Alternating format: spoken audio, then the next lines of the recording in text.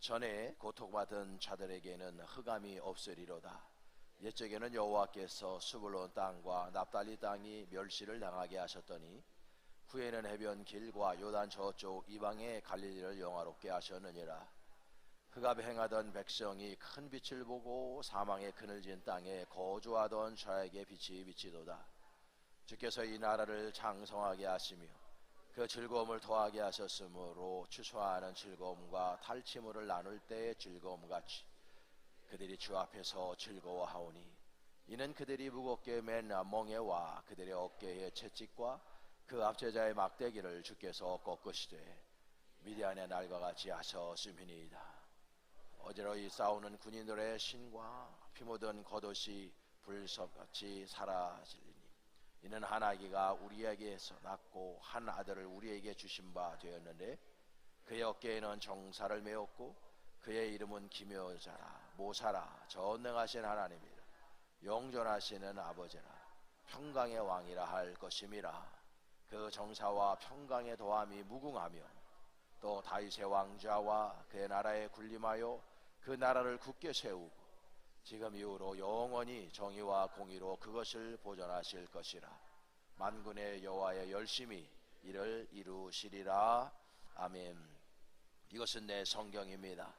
성경은 내가 누구인지 무엇을 가졌는지 무엇을 할 수 있는지를 알려줍니다. 오늘 하나님의 말씀을 배웁니다. 이 시간 남대히 선포합니다. 내 마음은 깨어있고 내 심장은 열려 있습니다. 나는 변화될 것입니다. 나는 변화될 것입니다. 나는 변화될 것입니다. 예수님의 이름으로 기도합니다. 아멘. 네, 자리에 앉으시기 바랍니다. 네, 우리 서로 인사 한번 나누겠습니다. 메리 크리스마스. 할렐루야. 네. 어제 크리스마스 이브 밤에 있었던 그 감동과 또 기쁨, 그것이 아직 식혀지지 않고 갇히지 않은 그런 상태에서 또 저희들이 기쁨으로 하나님을 예배하고 찬송하게 된 거 너무나 감사하고요. 변함없이 찾아온 2024년도에 귀한 성탄절 축하 예배에 오신 여러분들을 주님의 이름으로 축복하고 사랑합니다. 그 아기 예수님의 크신 은혜와 그리고 크신 사랑과 평강의 은총이 저와 여러분 여기에 모인 우리 모두에게 함께 하시기를 간절히 축원합니다. 예수님께서 이 땅에 오신 사건을 우리는 신학적으로 인카네이션, 성육신의 사건이다 그렇게 말씀합니다. 신이신 하나님이신 하나님께서 인간의 몸을 입고 이 땅에 오셨다는 것입니다. 왜 오셨습니까? 우리 인류의 모든 죄를 대신 짊어지시고 십자가상에서 피 한 방울 남기지 아니하시고 쏟으심으로 저와 여러분 온 인류의 죄를 대속하시고 그리고 이 땅에 구원의 길을 여시기 위해서 예수님이 이 땅에 오신 것입니다. 그래서 예수님의 이 성탄은 우리들에게 일생일대에 그리고 이 지구의 역사상 그 어느 역사보다도 가장 위대하고 가장 아름답고 가장 가치 있는 사건이었다라는 것을 우리가 기억해야 되고 그 가치 있는 사건, 그 위대한 사건을 우리는 매년 기억하고 또 우리가 기념하기 위해서 우리는 매년 이렇게 12월 25일을 성탄절 절기로 지키고 있는 것입니다. 미국의 작가인 루이스 카셀스라고 하는 사람이 귀한 예화를 우리들에게 선사합니다. 성탄절 전날 어느 농가에서 있었던 일입니다. 두 부부가 살았는데 아내는 굉장히 독실한 그리스도인이었습니다. 남편은 난 크리스찬으로 아내가 날마다 예수 믿고 우리 교회 함께 다니면서 구원받자라고 해도 말을 듣지 않는 그런 남편이기도 했습니다. 성탄 이브가 되어서 아내는 교회를 향해서 갑니다. 그리고 이제 아름답고 귀한 우리가 했던 것처럼 귀한 프로그램과 또 예수님을 축복하고 축하하는 그리고 성도의 교제를 나누기 위해서 아내가 교회를 갑니다. 갈 때 남편에게 프로포즈를 했습니다. 우리 같이 가서 예수님의 탄생을 축하하는 거 어떻겠냐고. 그러니까 이 남편이 나는 예수를 믿지 않는 사람인데 내가 교회를 왜 가느냐 라고 하면서 리젝을 하고 혼자 소파에 누워서 망중한을 즐기고 있었습니다. 아내가 교회를 향해서 떠나자마자 엄청난 눈이 그 지역에 내리기 시작합니다. 정말 추위가 몰아쳐 왔고 엄청난 눈이 왔는데 그 소파에서 창문을 이렇게 바라다 보니까 그 창문 옆에 나무가 있는데 나무에서 새들이 벌벌 떨고 있는 것입니다. 그래서 이 사람이 쟤네들 너무 춥겠구나. 쟤네들 춥지 않게 하려고 하면 내가 창문을 좀 열어서 우리 집에 들어와서 좀 쉴 수 있도록 하면 어떨까라는 마음을 가지고 이 남자가 자신의 집의 창문을 열고 새들이 들어오기를 바랬습니다. 그래서 그 창문을 여는 순간에 얘네들이 들어올 줄 알았는데 창문을 여는 순간에 이 새들은 도망가 버리고 맙니다. 그리고 가만히 들어올까 하고 기다렸는데 오히려 죽기만 하지 아이들은 들어오지 않았습니다. 그래서 이 주인이 생각했습니다. 집이라서 얘네들이 안 들어오나? 그래도 집 바깥에 창고가 하나 있었습니다. 그 창고의 문을 활짝 열고 그 새들이 앉아있는 나무 밑으로 먹잇감을 떨어뜨렸습니다. 그리고 창고까지 이렇게 먹이를 떨어뜨려서 그 친구들이 새들이 먹이를 쪼으면서 자신의 창고에 들어와서 아이들이 추위를 녹이고 추위를 피하기를 원하는 마음으로 창고문을 열고 모이까지도 다 뿌려놓았습니다. 그런데도 불구하고 그 새들은 그 주인의 마음을 헤아리지 못하고 그냥 그 자리에서 벌벌 떨고 있습니다. 너무나 안타까운 나머지 이 남자가 바깥에 나가서 빗자루를 가지고 모든 새들을 좀 자신의 창고로 들이려고 휘저을 때마다 오히려 새들은 더 멀리 도망갔다가 오는 것을 반복하고 있었습니다. 이 남자가 생각했습니다. 어떻게 하면 내 뜻을 쟤들한테 전할 수 있을까? 우리 집이나 창고에 들어와서 좀 보호를 하고 그 눈보라를 피하라고 내가 지금 이렇게 하고 있는데 쟤들이 이걸 알아듣지를 못하고 계속 도망가기만 하니까 너무나 답답한 마음을 가지고 어떻게 하면 저 새들한테 내 뜻을 전할 수 있을까? 이 사람이 생각하는 거죠. 내가 새가 되면 좋겠다. 내가 쟤네들과 같이 같은 새가 되면 그러면 이 뜻을 밝힐 수 있을 텐데 라는 아쉬움을 가지고 소망을 마음에 담는 그 순간에 교회의 종소리가 울려 퍼집니다. 그때 이 남자는 깨달았죠. 예수님께서 이 땅에 오신 목적이 바로 우리 인류를 깨닫게 하기 위해서였구나.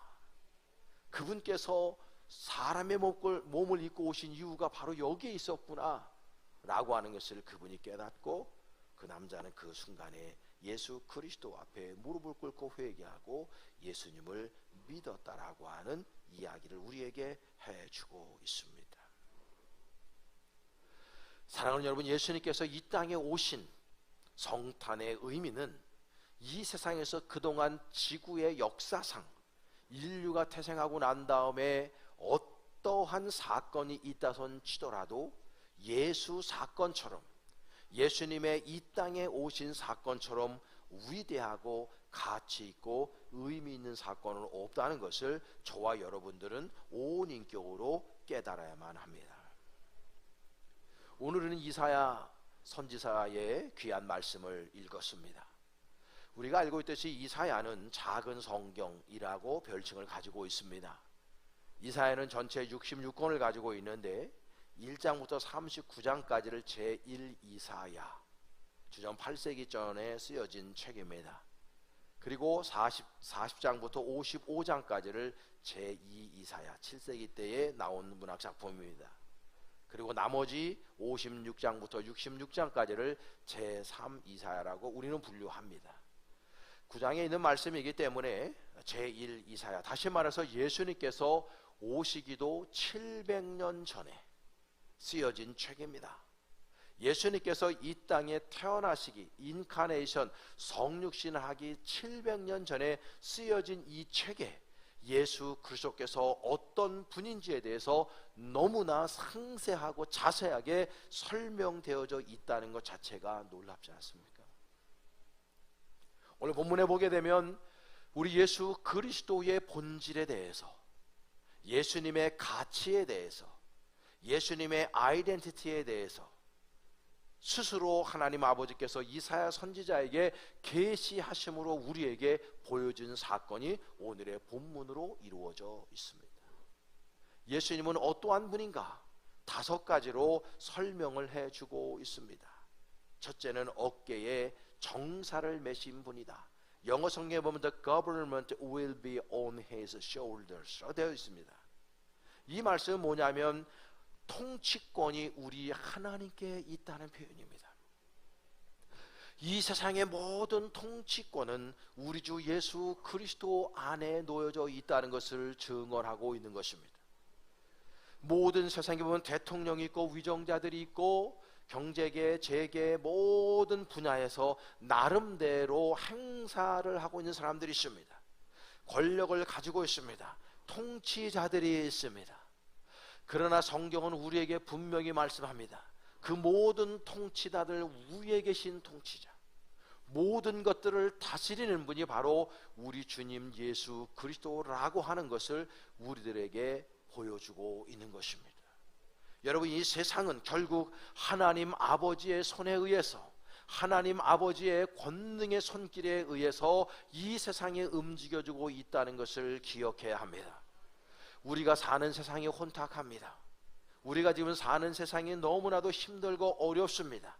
그러나 이 세상의 모든 섭리는 하나님 아버지의 통치권 안에 있다는 것을 우리가 인정할 때, 우리가 이 세상에서 일어나는 모든 일들에 대해서 내가 가지고 있는 이성적 능력으로 이해하지 못하는 일이 일어나고 있다 손치더라도 우리는 오늘 본문 말씀을 통해서 기억하고 믿음으로 고백해야 되는 것은 무엇이냐면, 그럼에도 불구하고 이 세상의 통치는 하나님 아버지의 손에 있다는 것, 예수 그리스도께서 이 세상의 모든 것들을 통치하고 계시다는 것, 그것에 대한 믿음을 우리는 반드시 가져야 합니다. 세상은 하나님께서 통치하십니다. 세상의 통치권자는 바로 우리 주 예수 그리스도라는 것을 잊지 말기를 바랍니다. 두 번째로 우리 예수 그리스도의 본질에 대해서 말씀하고 있습니다. 그분은 기묘자라고 하는 표현을 씁니다. 그분은 모사라고 하는 표현을 씁니다.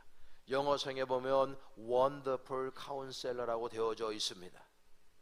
여러분, 우리는 인생을 살아가면서 수많은 문제에 봉착합니다.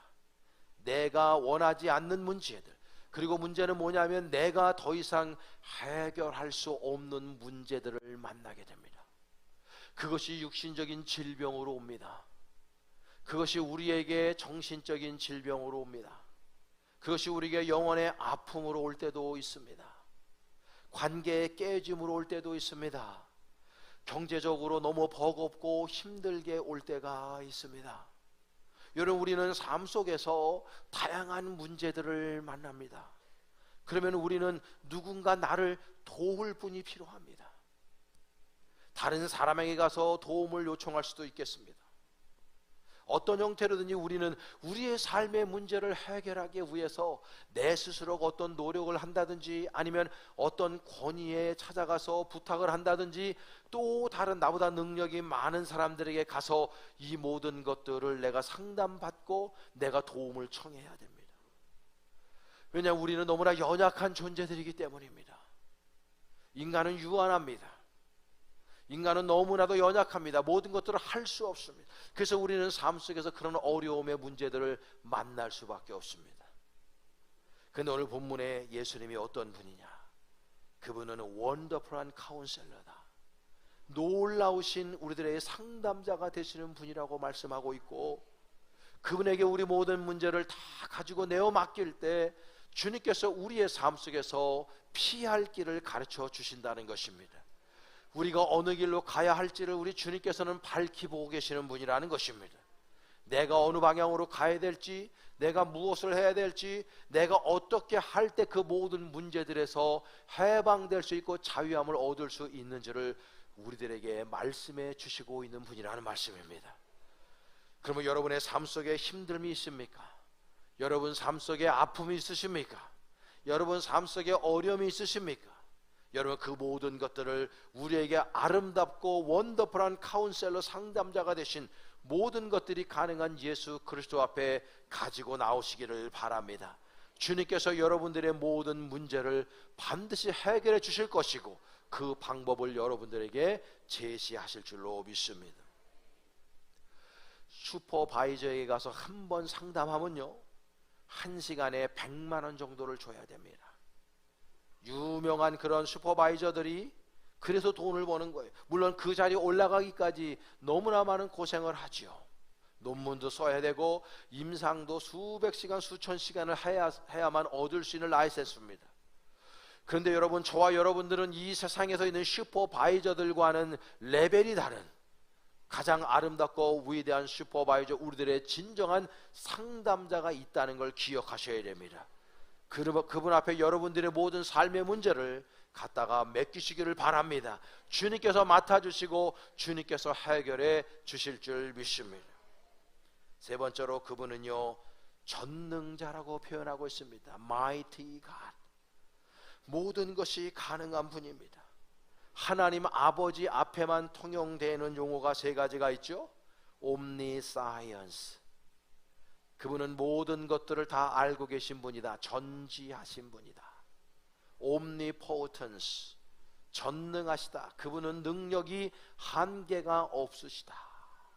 Omnipresence. 그분은 편재하시다. 어디에나 계신 분이다 라는 거예요. 어디에나 현재 계신 분만 아니라 그분은 어제도 계셨고 오늘도 계셨고 영원히 계실 분이십니다.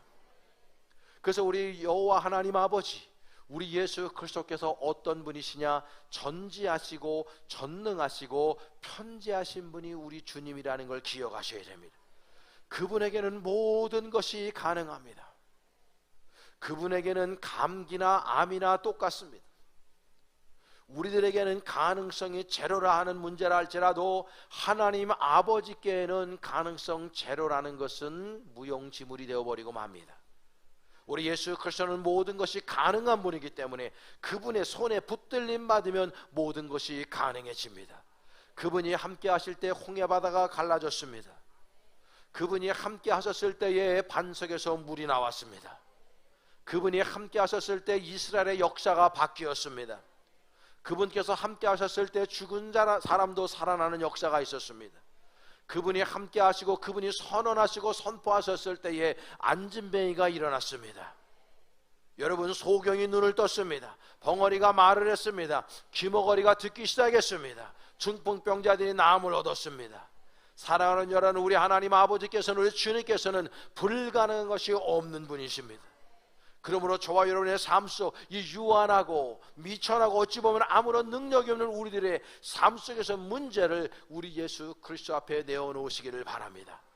그 문제를 믿음으로 가지고 나오실 때 주님께서 해결해 주실 겁니다. 여러분, 지금 힘들고 어려워하고 버거워하고 있는 분들이 있습니까? 예수님의 이 땅에 오신 목적이 바로 그 모든 문제들을 외면치 아니하시고 해결시켜 주시기 위해서 그분께서 우리와 함께 하신다는 걸 기억해야 됩니다. 임마누엘의 우리 주님, 그분께서 나와 함께 하시는 이유가 바로 내 모든 문제를 해결시켜 주시기 위해서임을 기억하시고 여러분의 문제를 전지전능하신 주님께 맡기시기를 축원합니다.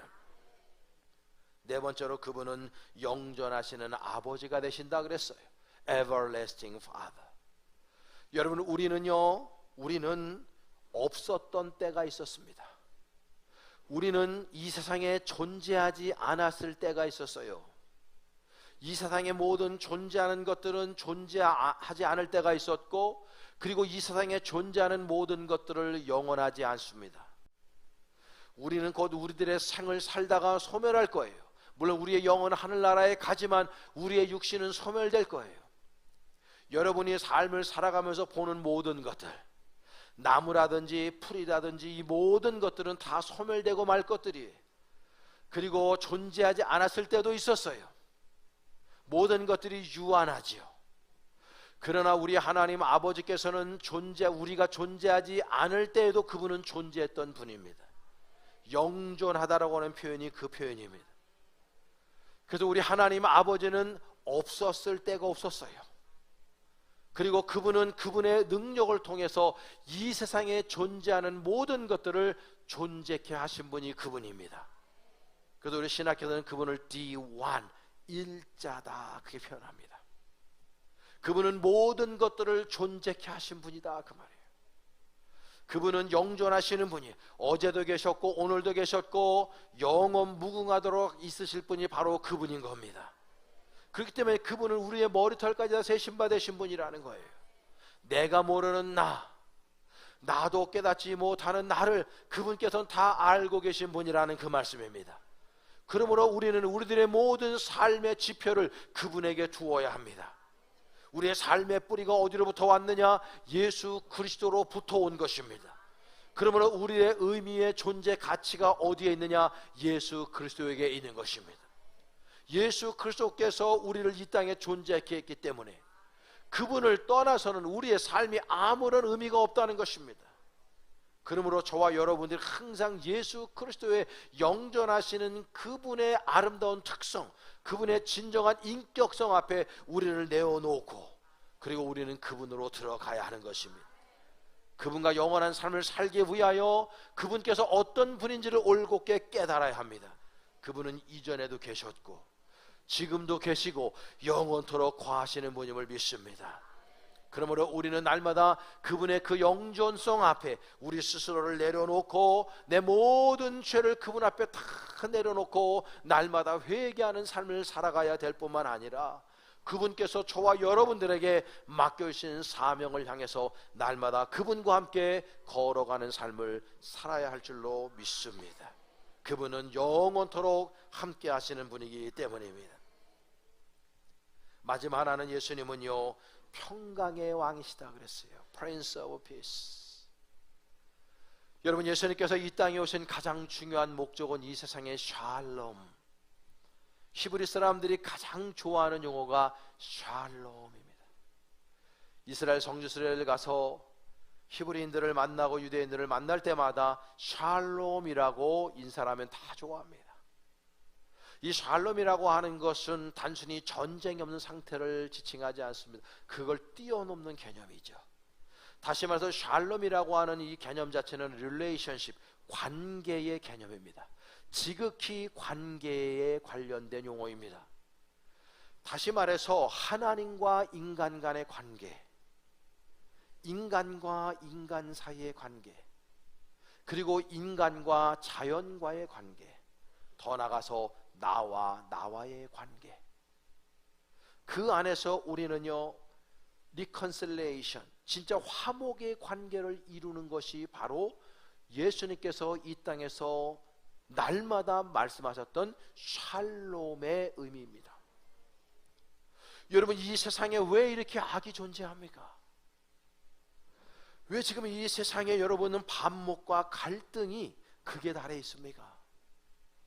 왜 세상 사람들은 다 서로를 미워합니까? 나와 생각이 다르다고 다 왜 적으로 치부합니까? 왜 다른 사람들을 용서하지 못하고 용납하지 못합니까? 왜 다른 사람을 올곧게 사랑하지 못하는 삶을 살까요? 바로 우리 안에 샬롬의 상태가 임하지 않았기 때문이에요. 하나님과의 그 샬롬의 상태가 임하지 않으니까 사람들이 하나님을 두려워하지 않습니다. 하나님 아버지를 인지하고 살지 않다 보니까 내가 이 땅에서 어떻게 삶을 살아가야 될지를 모릅니다. 그러니까 사사기에서 이야기하듯이 사람이 다 자신의 좋은 대로 행하고 있는 것입니다. 곧 내가 신이에요. 내가 하나님이에요. 내가 좋으면 하는 겁니다. 그것이 무엇이든지 간에 하나님과의 샬롬의 상태가 깨져 있기 때문입니다. 하나님과의 관계가 단절되어 있기 때문입니다. 그래서 인간이 교만한 겁니다. 내 위에 없습니다. 그러니까 이 세상이 이 지경이 된 겁니다. 누구를 탓할 것이 아닙니다. 나를 탓해야 됩니다. 내가 하나님과의 관계를 올곧게 갖고 있지 못하기 때문에, 그분과 진정한 화목의 관계를 갖고 있지 못하고 그분을 진정 두려워하지 않고 있기 때문에 지금 이 세상이 이 지경이 된 겁니다. 사랑하는 여러분, 우리 대인관계는 어떻습니까? 올 한해 여러분들은 얼마나 사랑하며 사셨습니까? 여러분들은 여러분들의 그 하찮은 가치관을 가지고 다른 사람을 평가절하하진 않았습니까? 다른 사람을 욕하지 않았습니까? 여러분들은 다른 사람들을 정죄하지 않았습니까? 내가 죄인인데 예수님 뭐라 하셨습니까? 네 눈 속에 있는 들보를 먼저 빼내고 난 이후에야 다른 사람 눈 속에 있는 티끌을 빼낼 수 있으리라. 내 눈 속에 있는 들보는 보지 못한 채 다른 사람들의 티끌만 바라보면서 그 사람을 욕하고 그 사람을 정죄하고 상대방을 비판하는 인생은 살지 않았습니까? 저 사람 내 마음에 안 든다고 나는 그 사람 마음에 듭니까? 나는 완벽합니까? 사람 간의 관계 속에서 그 샬롬의 상태가 깨지니까 국가가 국가 간의 갈등 구조를 벌여서 지금 우리가 살아가고 있는 21세기에도 전 세계에서 두 개 국가에서 전쟁이 지금 벌어지고 있지 않습니까? 이 크리스마스, 이 성탄의 계절에 수많은 젊은이들이 총탄과 포탄에 맞아서 죽어가고 있지 않습니까? 우리의 동포, 북한 동포들 가운데서도 그 젊은이들이 총알 맞으러 가서 한 사람의 욕심 때문에 죽어가고 있지 않습니까? 왜 그렇습니까? 인간 간의 화목 샬롬의 상태가 이루어져 있지 않기 때문입니다. 강화문이나 시청에서 촛불을 드는 이유가 단순히 누굴 탄핵하고 아니고 탄핵하지 말라 이런 것이 되어서는 안 됩니다. 오히려 촛불을 들고 등불을 들고 태극기를 들고 나가야 되는 이유가 무엇입니까? 이 세상에 샬롬의 상태가 임하게 해달라고 들고 나가야 되는 것입니다. 근데 사람들이 그렇게 하지 않습니다. 서로 못 잡아먹어서 안 다닙니다. 왜 그렇습니까? 사람과 사람과의 사이에 샬롬의 상태가 임하지 않고 있기 때문입니다. 하나님을 두려워하지 않으니까요. 자연도 마찬가지입니다. 인간이 자연을 이렇게 훼손한 이유가 무엇입니까? 인간의 욕심 때문 아닙니까? 환경의 역습을 받고 있지 않습니까, 여러분? 또 여러분들은 여러분 스스로와 화해하셨습니까? 나 스스로를 미워하고 그 자격지심 때문에 나 스스로에게 불만족스러운 삶을 살아가는 사람들이 얼마나 많았는지 알 수 없습니다. 또 반대로 자기 애에 빠져서 나만 사랑하고 나만 주장하는 사람들도 있습니다. 자기 스스로와 올곧게 화목을 샬롬의 상태를 이루지 못하고 있기 때문입니다. 사랑하는 여러분, 예수님께서 이 땅에 오신 목적은 이 인류에 샬롬을 주기 위해서입니다. 여러분, 올 한 해를 다 흘려보내면서 이제 2025년을 살아가며, 아니면 우리의 인생, 우리 코끝에 숨이 붙어있는 그날까지 저와 여러분들은 다른 사람들과 화목하시기를 바라고, 하나님과 화목하시기를 바라고, 나 자신과 화목하시기를 바라고, 자연과 화목하시기를 바라고, 날마다 용서하며 이해하고 다른 사람과 손잡아주며 격려하고 서로 용기를 주고받을 수 있는 성숙한 죄 백성들로 살아갈 수 있기를 바랍니다. 예수님이 이 땅에 오신 목적을 기억하십시오. 예수님이 이 땅에 평화를 주기 위해서 오셨습니다. 그분은 우리에게 사랑으로 오셨습니다. 그분은 우리에게 기쁨으로 오셨습니다. 그분은 우리에게 용서로 오셨습니다. 그분은 우리에게 감사로 오셨습니다. 그 예수 그리스도를 여러분들이 진정 나의 구주로 주님으로 영접하시고 그 가운데 날마다 예수님을 닮아가는 삶을 저와 여러분들이 살아낼 수 있기를 축원합니다. 기도하겠습니다. 하나님 아버지, 감사합니다. 짧은 입술로 주님의 말씀을 잠시 대언했습니다. 우리 사랑하는 모든 교우들이 예수 그리스도 안에 날마다 승리하는 삶을 넉넉히 살아내는 복을 누리게 하여 주시옵소서. 예수님의 이름으로 기도하옵나이다. 아멘.